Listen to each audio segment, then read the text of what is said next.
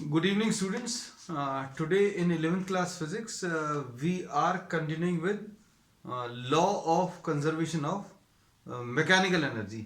ये last turn पर अभी हम लोगों ने इसका प्रिंसिपल डिस्कस किया था और आज अभी हम लोग कुछ इस पर बेस्ड न्यूमेरिकल्स लेने वाले हैं.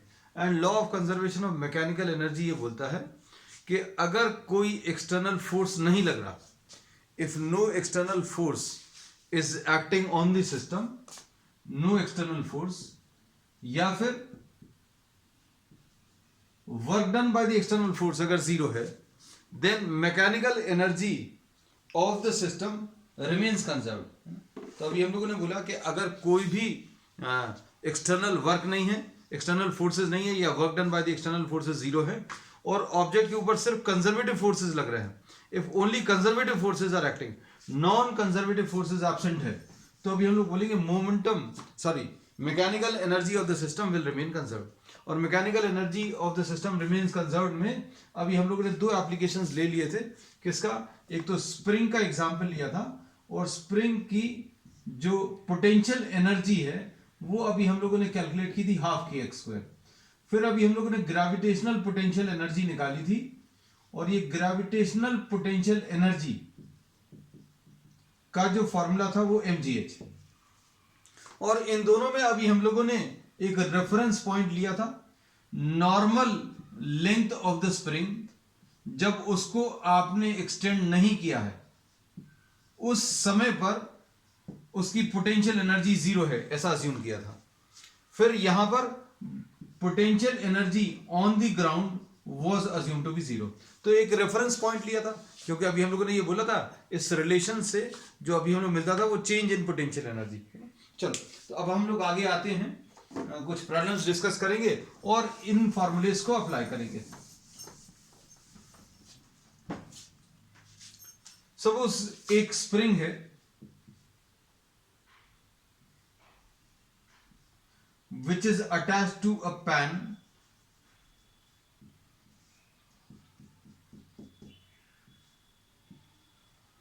this is having a zero mass. सिर्फ कैलकुलेशंस इजी करने के लिए अभी हम लोगों ने इसका मास जीरो ले लिया. अब इसमें अभी हम लोग क्या कर रहे हैं, we are dropping an object from some altitude. आप एक ऑब्जेक्ट ड्रॉप कर रहे हो, mass of the object suppose 0.1 kg है. मास ऑफ द ऑब्जेक्ट बच्चों 0.1 kg है, और सपोज आप इसको ड्रॉप कर रहे हो from an altitude. An object of mass 0.1 kg is dropped from an altitude suppose 0.24 meters. आपने 0.24 मीटर्स से इसको ड्रॉप किया तो क्या होगा, इमेजिन करो अगर ये इसके ऊपर गिरेगा, इस पैन के ऊपर गिरेगा तो क्या होगा, potential energy of this will decrease and this will get converted into kinetic energy. अगर किसी ऑब्जेक्ट को आप ऊपर से नीचे गिरा रहे हो तो क्या होगा, पोटेंशियल एनर्जी इसकी डिक्रीज होगी, जितनी डिक्रीज होगी उतनी ही काइनेटिक एनर्जी इंक्रीज हो जाएगी. तो यहां तक आते आते आपको काइनेटिक एनर्जी अगर निकालनी है तो एक तरीका तो यह है कि आप इसमें वेलोसिटी निकाल लो, है ना. दूसरा तरीका क्या है, यहां से यहां तक आते समय कितनी पोटेंशियल एनर्जी डिक्रीज हुई है वो कैलकुलेट कर लो. Decrease in potential energy will be equal to what, increase in kinetic energy. अब kinetic energy of the object, kinetic energy of this particle will compress the spring. अभी kinetic energy की वजह से नीचे मूव करता जाएगा. अब अगर ग्राउंड होता, if this object had fallen on the ground, then what would have happened, the kinetic energy would have converted into heat energy and sound energy. जैसे ही आप इस ऑब्जेक्ट को गिराओगे ग्राउंड पर पहुंचेगा और इसकी काइनेटिक एनर्जी खत्म हो जाएगी. यहां पर जब है तो इसके पास पोटेंशियल एनर्जी, रिलीज करोगे तो क्या होगा, वेलोसिटी धीरे धीरे इंक्रीज होगी, ग्राउंड तक पहुंचते पहुंचते वेलोसिटी मैक्सिमम हो जाएगी और पोटेंशियल एनर्जी इसकी डिक्रीज होगी. पोटेंशियल एनर्जी डिक्रीज हो रही है, काइनेटिक एनर्जी इंक्रीज हो रही है. ग्राउंड पर पोटेंशियल एनर्जी जीरो हो जाएगी, काइनेटिक एनर्जी इसकी मैक्सिमम हो जाएगी. But now what is happening, this object is not falling on the ground. So what will happen? The kinetic energy will now compress the spring. अब compress करेगा, अब जैसे जैसे ये कंप्रेस करेगा स्प्रिंग इसको अपोज करेगा, क्योंकि स्प्रिंग के अंदर एक फोर्स प्रोड्यूस होता है. स्प्रिंग को अगर आप प्रेस करने की कोशिश करोगे तो ये अपोज करेगा. तो क्या होगा? ये kinetic energy of the object will get transformed into the potential energy of the spring. है ना? सारी चीजें समझना बच्चों. एज द ऑब्जेक्ट फॉल्स, अब ये हमने पूरा क्वेश्चन नहीं लिखा बच्चों. As the object falls, gravitational potential energy decreases, kinetic energy increases, and on reaching the pan, the pan पर जब पहुंचेगा तो क्या होगा? kinetic energy becomes, kinetic energy is maximum. है ना? बहुत सारी चीजें नहीं लिख रहे. kinetic energy maximum है. Now the spring compresses, spring जो है वो compress होना शुरू हो गई, है ना? अब kinetic energy starts decreasing and potential energy of the spring starts increasing. और कहां पर जाकर रुक जाएगा? When the entire kinetic energy, जब इस पार्टिकल की entire kinetic energy किस में कन्वर्ट हो जाएगी बच्चों? Potential energy of the spring में कन्वर्ट हो जाएगी, तो ये रुक जाएगा. तो अब इसमें क्वेश्चन ये है कि an object of mass 0.1 kg is dropped from an altitude of 0.24 metres. अब now this compresses the spring by 0.01 meters. अब इसने स्प्रिंग को कितना कंप्रेस कर दिया? 0.01 मीटर्स कंप्रेस कर दिया. अब इसके बाद from how much height?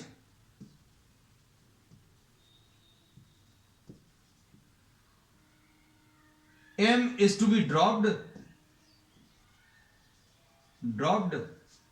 so that the spring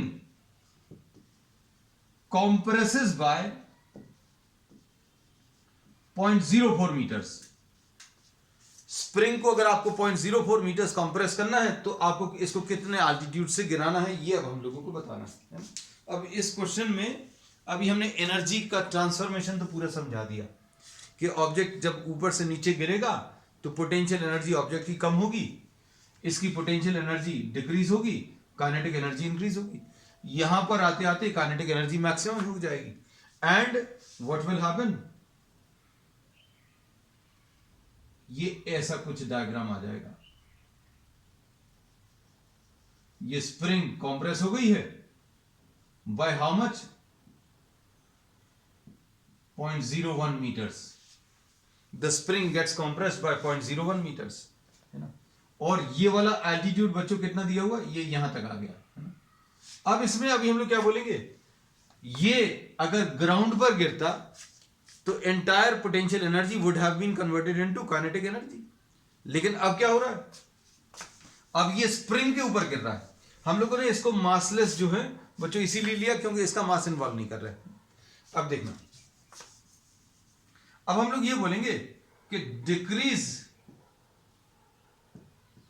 in potential energy of the object of mass m will be equal to what? m into g into h. अब ये h क्या है बच्चों? ये h की वैल्यू प्रॉब्लम में दी हुई है. h की वैल्यू प्रॉब्लम में कितनी दी हुई है? देखो जरा ध्यान से. This is given 0.24 metres.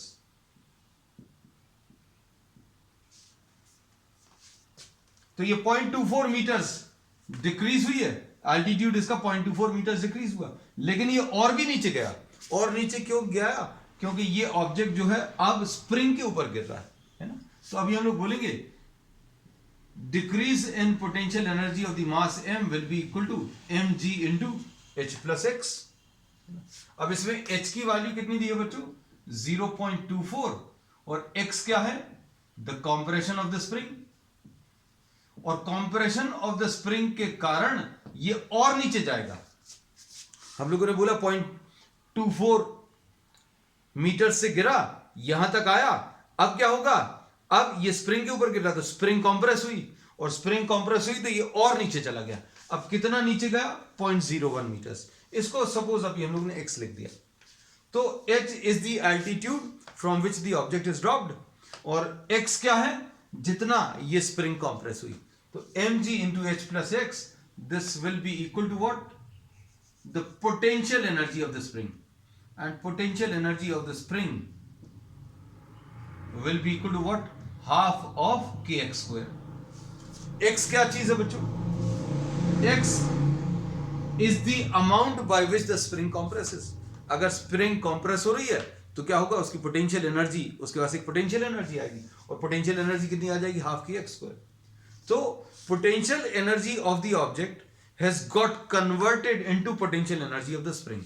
बीच बीच में कुछ और भी हुआ, ऑब्जेक्ट नीचे गिरा, पोटेंशियल एनर्जी डिक्रीज हुई, काइनेटिक एनर्जी ऑब्जेक्ट की इंक्रीज हुई। अब वो काइनेटिक एनर्जी वाला पार्ट अभी हम लोग खत्म कर दे रहे हैं, क्योंकि अभी हमने पूरा ट्रांसफॉर्मेशन समझा दिया कि ऑब्जेक्ट जब नीचे आएगा तो इसकी पोटेंशियल एनर्जी कम होगी, काइनेटिक एनर्जी बढ़ेगी। अब यहां पर आकर काइनेटिक एनर्जी है, अब काइनेटिक एनर्जी से ये यहां पर टकरा है, ये स्प्रिंग के ऊपर रखा हुआ है, तो इसकी काइनेटिक एनर्जी के कारण स्प्रिंग कंप्रेस होगी, है ना। तो ये क्या होगा, ये और नीचे जाएगा। तो अब हम लोगों ने इसको डायरेक्टली यही बोल दिया क्या, कि पोटेंशियल एनर्जी किसकी डिक्रीज हुई, ऑब्जेक्ट की डिक्रीज हुई। कितनी डिक्रीज हुई, जितने एल्टीट्यूड से गिराया है वो, और कंप्रेशन ऑफ द स्प्रिंग दोनों मिला लो, mgh ले लो, mgh प्लस एक्स। अब this has got converted into what, the potential energy of the spring, और potential energy of the spring क्या है, हाफ kx स्क्वायर। अब हम लोग क्या लिखेंगे बच्चों, mgh plus x will be equal to half of kx square. अब इसमें m कितना है बच्चों, 0.1, g कितना है 10, h कितना है 0.24, और x कितना है 0.01, is equal to half k into x square. x कितना है 0.01 का स्क्वायर। तो एक इक्वेशन बच्चों ये बन गई। एक तरीका ये है कि आप इसमें k को सिंप्लीफाई कर लो, लेकिन जनरली हम सिंप्लीफाई नहीं करते, हम ये कोशिश करते हैं, देखते हैं और कुछ पूछा है क्या, अगर k पूछा होता तो इसी को सिंप्लीफाई कर देते। लेकिन इन्होंने ये बोला कि from how much height m is to be dropped, आपको कितने हाइट से इसको गिराना है। तो अब हम लोग ये बोल रहे हैं, अब ये इक्वेशन क्या बन जाएगी बच्चों, नई, decrease in potential energy of the object, कितना आ जाएगा, mg into h dash plus x dash, है ना। और x डैश की वैल्यू दी हुई है प्रॉब्लम में, ये देखो कि कितना कंप्रेस हो रहा, 0.04, तो x डैश की वैल्यू 0.04। इन्होंने बोला इसको कितने एल्टीट्यूड से गिराएं कि अब इसका कंप्रेशन जो 0.01 था अब वो कितना हो जाए, 0.04। तो अब हम लोग क्या बोलेंगे, डिक्रीज इन पोटेंशियल एनर्जी कैसे मिलेगा, h डैश तो ये रहेगा, कितने एल्टीट्यूड से गिराया है। अब ज्यादा एल्टीट्यूड से गिराएंगे तो इसके पास यहां तक आते आते ज्यादा काइनेटिक एनर्जी आएगी। अब ये 0.01 कंप्रेस कर रहा था इसको, अब ये 0.04 कंप्रेस कर रहा है ना। तो इन्होंने इसमें ये बोल दिया कि जितने एल्टीट्यूड से गिराया है वो अगर बढ़ा देंगे तो कंप्रेशन भी बढ़ जाएगा, और ये कंप्रेशन नया वाला 0.04 दिया है। और potential energy of the spring कितना आ जाएगा, ऑफ द स्प्रिंग, ये half k x dash square. अब इन दोनों को बच्चों आप इक्वेट कर लो तो कितना आ जाएगा, mg h dash plus x dash will be equal to half k x dash square. अब हम लोग क्या कर रहे हैं बच्चों, एक इस इक्वेशन को और इस इक्वेशन को अगर आप देखो, दोनों को डिवाइड कर दो। दोनों को डिवाइड करने में फायदा क्या होगा, देखो जरा, mgh plus x upon mgh dash plus x dash is equal to half k x square upon half k x dash का स्क्वायर। दोनों को डिवाइड कर दिया। अब डिवाइड करने में फायदा क्या होगा बच्चों, देखो बहुत सारे कैलकुलेशंस आसान हो गए, हाफ और हाफ कट गए। अब h कितना है, h की वैल्यू यहां कहीं पर लिख दे रहे हैं बच्चों, देखो h की वैल्यू 0.24 है, प्लस x की वैल्यू, x की वैल्यू बच्चों कितनी है 0.01, x is what 0.01,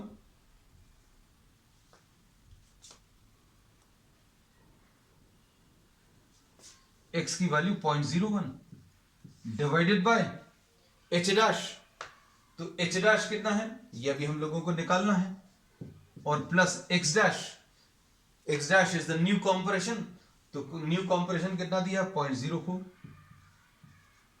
is equal to, यहां पर k और k कट गया, ये फायदा मिला, x कितना है 0.01 का स्क्वायर अपॉन 0.04 का स्क्वायर। बस इसको सिंप्लीफाई कर लो, सिंप्लीफाई बच्चों अभी हम लोग ऊपर कर दे रहे हैं इसको, है ना? तो क्या आ जाएगा, सबसे ऊपर लिख दे रहे हैं, देखो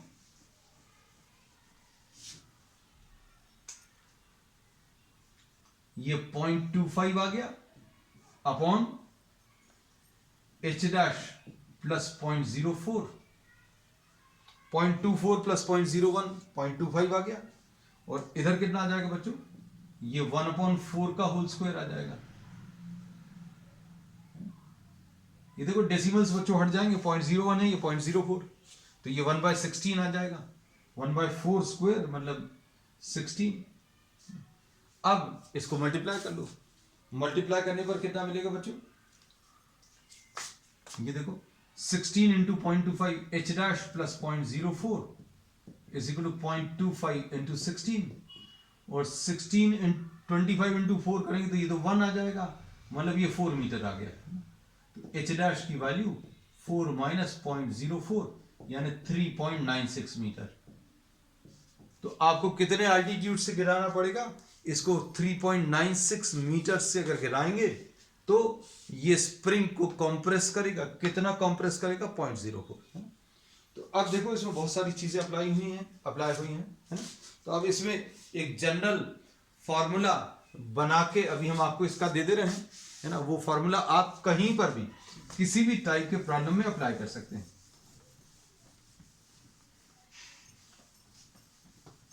पैन वाले बहुत प्रॉब्लम्स आते हैं, आप देखना कॉम्पिटेटिव एग्जाम्स में। हम लोगों ने इसमें ये बोला कि अगर ये स्प्रिंग है, ये पैन है, ये मास m है, इसको कितने एल्टीट्यूड से गिराया, h एल्टीट्यूड से गिराया, उसकी वजह से ये कॉम्प्रेस हो गया, कितना कॉम्प्रेस हो गया, ये स्प्रिंग कितनी नीचे आ गई, देखो ये स्प्रिंग कितनी नीचे आ गई, इसको अभी हम लोग x लिख दे रहे हैं। तो क्या बोलेंगे, पोटेंशियल एनर्जी इस ऑब्जेक्ट की कितनी डिक्रीज हो गई, हम लोग कह सकते हैं mg into h plus x, ये decrease in potential energy of the object आ गया, and this will be equal to half k x square. और कोई और नई पोजीशन अगर निकालनी है, हो सकता है मास चेंज कर दें, हो सकता है ये h चेंज कर दें, तो ऑब्वियसली क्या चीज चेंज होगा, k चेंज नहीं होगा, है ना। इस केस में क्या दिया था, मास चेंज नहीं किया, g जो है ये तो वही रहेगा, h dash plus x dash is equal to half k dash से, सॉरी k डैश तो नहीं, x डैश स्क्वायर। दोनों को डिवाइड कर लो, तो डिवाइड करने पर h plus x upon h dash plus x dash is equal to x square upon x dash square. ये अभी हमने सिंप्लीफाइड वर्जन बता दिया पूरे प्रॉब्लम का। इसमें h कितना दिया हुआ था 0.24, पहले 0.24 हाइट से गिराया, तो x कितना आया 0.01 आया। फिर इन्होंने बोला कि h डैश निकालो, किस वैल्यू के लिए निकालना है, जब ये कितना कॉम्प्रेस हो जाए 0.04, तो ये सारी वैल्यूज रखकर सिंप्लीफाई करो। तो this was what question number 1। अब देखो नेक्स्ट क्वेश्चन,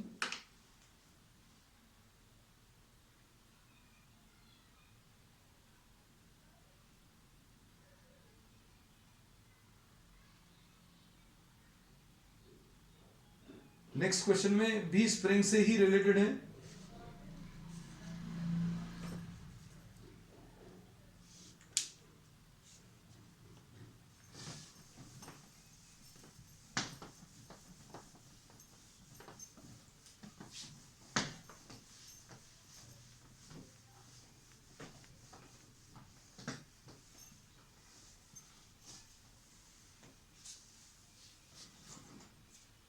क्वेश्चन नंबर 2। अब क्वेश्चन नंबर 2 में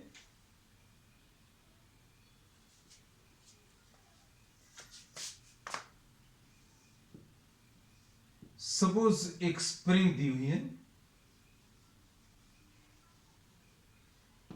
ऐसा कुछ दिया हुआ है, and here you are having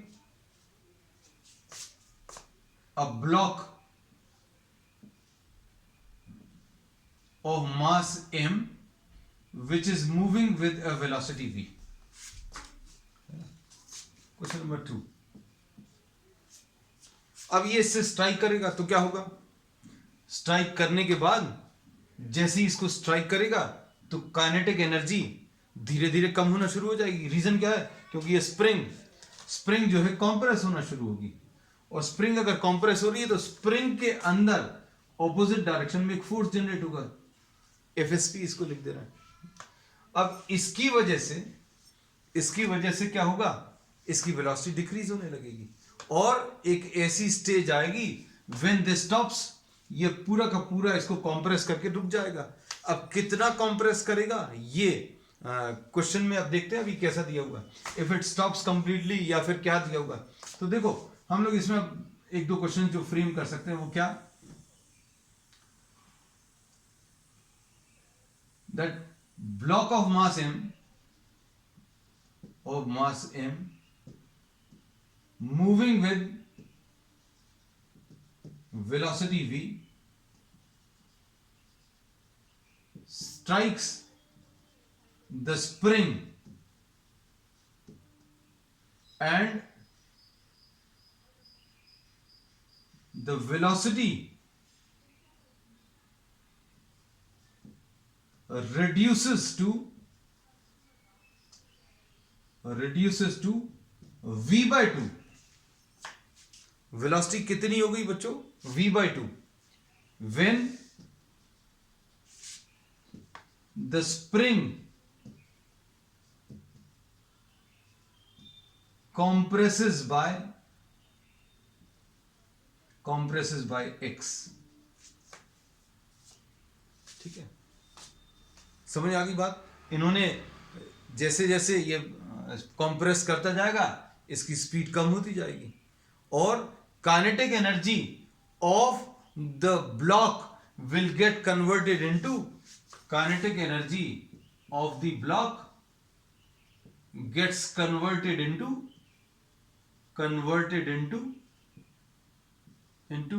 the energy, potential energy of the spring.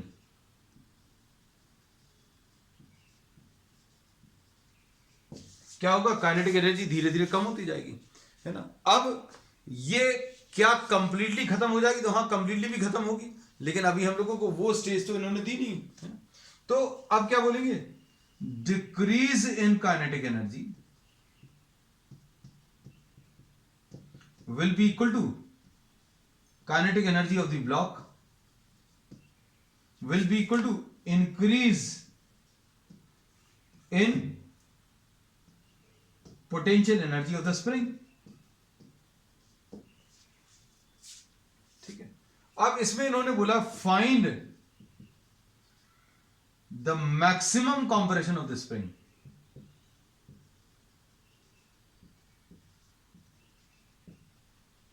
Spring कितना मैक्सिमम कंप्रेस हो गई? अब स्प्रिंग जब मैक्सिमम कंप्रेस हो जाएगी तो क्या होगा? इस ब्लॉक की वेलोसिटी जीरो हो जाएगी। भाई अब क्या हो रहा है? ये इसको कंप्रेस करता जा रहा है, और जैसे जैसे कंप्रेस करेगा तो इसकी वेलोसिटी कम होती जाएगी, इसकी एनर्जी, इसकी काइनेटिक एनर्जी कम होगी और इसकी पोटेंशियल एनर्जी बढ़ेगी, है ना। और दोनों के फॉर्मूलेस दिए हुए हैं। काइनेटिक एनर्जी का formula half m v square होता है, धीरे धीरे एम वी स्क्वायर कम होता जाएगा, क्यों? वी कम हो रहा है, और इसका हाफ के एक्स स्क्वायर बढ़ता जाएगा, क्यों? कंप्रेशन बढ़ेगा। अब इसमें इन्होंने बोला कि जब पूरी काइनेटिक एनर्जी इसकी पोटेंशियल एनर्जी में कन्वर्ट हो जाएगी तो मैक्सिमम कंप्रेशन मिलेगा, वही निकालना। Find the maximum compression of the spring. अब देखो कैसा लग रहा है प्रॉब्लम को देखकर कि ब्लॉक ऑफ मास है moving with a velocity v, जब ये v वेलोसिटी से जा रहा है और इसको स्ट्राइक कर रहा है तो आपको ये v/2 हो गई कितने कंप्रेशन पर, x कंप्रेशन पर, है ना। तो जीरो कब हो जाएगी ये निकालना। अब देखो हम लोग इसमें क्या बोलेंगे,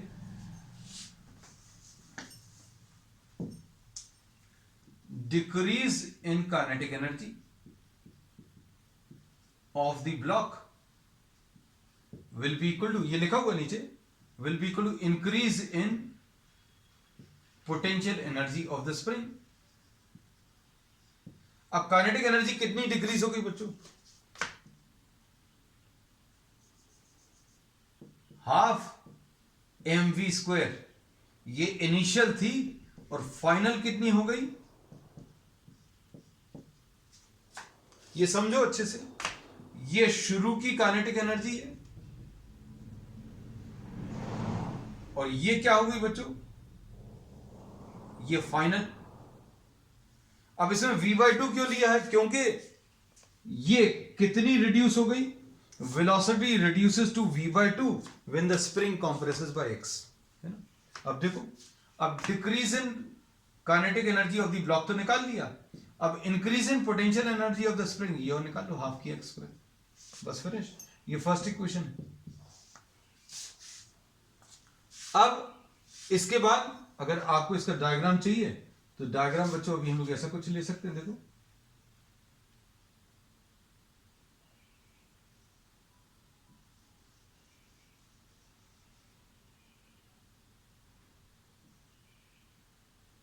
ये इधर स्ट्राइक कर गया, है ना, और ये कितना कॉम्प्रेस हो गई बच्चों, स्प्रिंग x कॉम्प्रेस हो गई।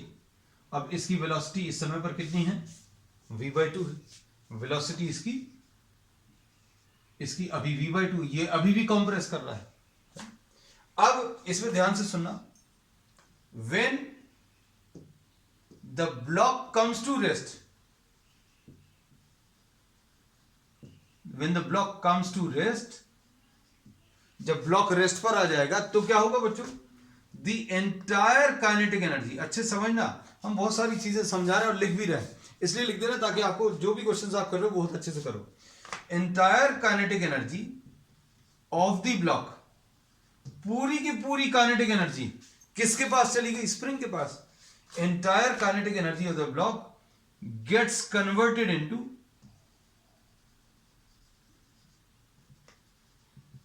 Into potential energy of the spring.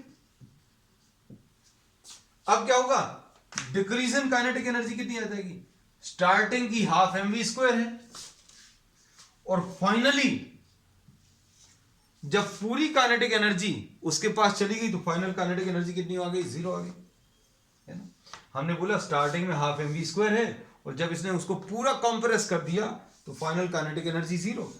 और तब क्या होगा, ये स्प्रिंग का जो कंप्रेशन है वो मैक्सिमम हो जाएगा, हाफ के x² लिखना था, हाफ के x मैक्सिमम स्क्वायर लिख दिया। अब इन दोनों को सिंप्लीफाई करके आपको x मैक्स निकालना है। अब x मैक्स कैसे निकालेंगे देखना ध्यान से,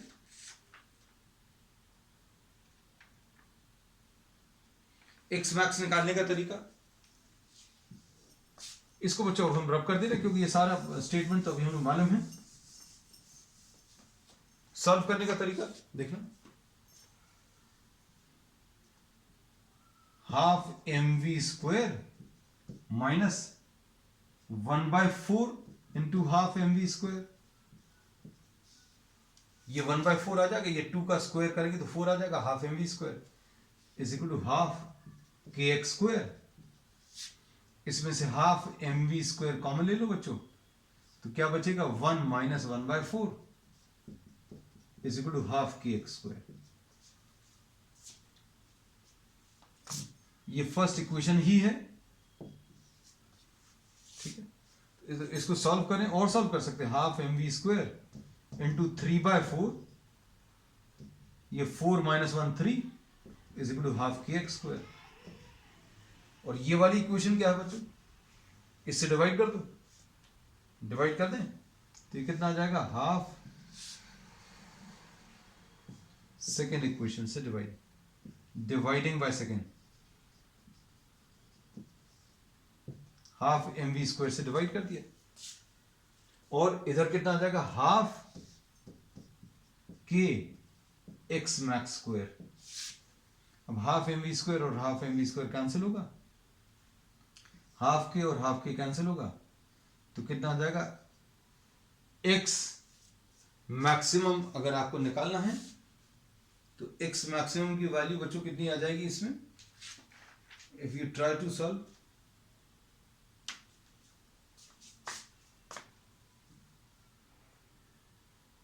x maximum square will be equal to 4 by 3 x square, x maximum will be equal to 2x by root 3.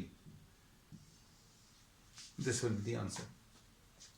इसमें प्रिंसिपल कौन सा यूज हुआ, ये याद रखना कि kinetic energy of the block is getting converted into what, the potential energy of the spring. अब इसमें जरूरी नहीं है वेलोसिटी हाफ हो। अब इस क्वेश्चन को अगर चेंज करना है तो कैसा चेंज कर सकते हैं, देखना।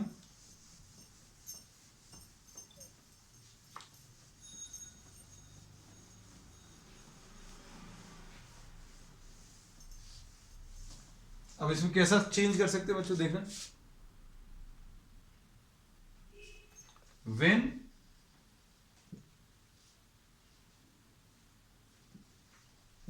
the spring compresses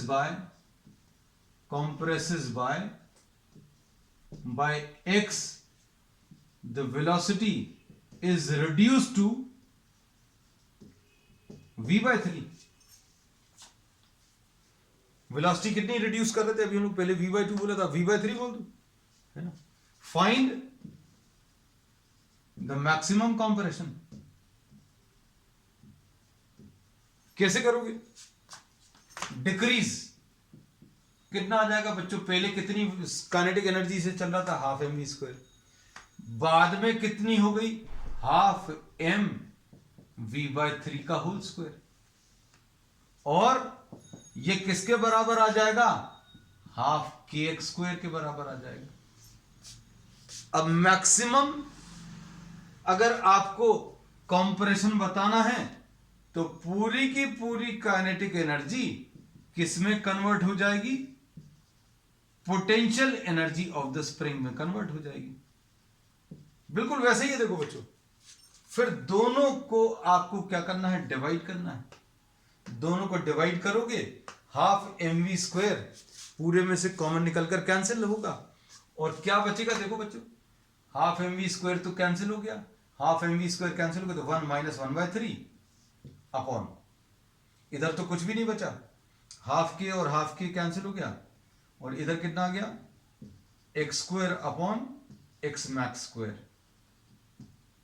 तो ये कितना आ जाएगा, 1 बाय 3 नहीं है, sorry 1 by 9, I am sorry, 1 by 9 आएगा, तो ये कितना आ जाएगा, 8 by 9, x square upon x max square. X max की वैल्यू कितनी आ जाएगी बच्चों, 9x स्क्वायर बाय 8, तो इससे x मैक्स की value 3x upon root 8, this will be the answer. तो बच्चों आज के लिए इतना ही। We will be starting the new topic collisions on the next one. That's all for today.